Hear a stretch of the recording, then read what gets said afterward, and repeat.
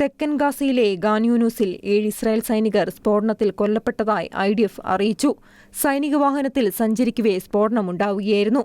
605-ാമത് combat engineering ബറ്റാലിയനിലെ ഉദ്യോഗസ്ഥരാണ് കൊല്ലപ്പെട്ടത്.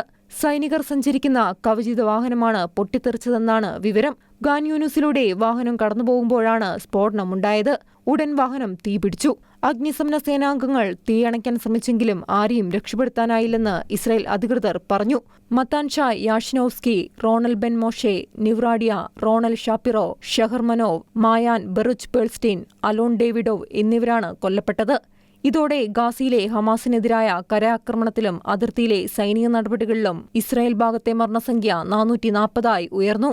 IDFന്റെ പ്രാഥമിക അന്വേഷണത്തിൽ സൈനികർ സഞ്ചരിച്ചിരുന്ന വാഹനത്തിൽ ഒരു പലസ്തീൻ ഭീകരൻ ബോംബ് സ്ഥാപിച്ചതായി കണ്ടെത്തി. അതേസമയം ഇസ്രായേൽ രാജ്യത്തെ പ്രതിരോധിക്കാനും ബന്ദികളെ തിരിച്ചുകൊണ്ടുവരുന്നതിനുമുള്ള ദൌത്യത്തിനിടെ സൈനികർ വീരമൃത്യു വരിച്ചെന്ന് പറഞ്ഞ പ്രതിരോധ മന്ത്രി ഇസ്രായേൽ കാറ്റ്സ് സൈനികരുടെ കുടുംബങ്ങൾക്ക് അനുശോചനം രേഖപ്പെടുത്തുകയും ചെയ്തു. ഇന്റർനാഷണൽ ഡെസ്ക്, ഷിക്കേന ന്യൂസ്.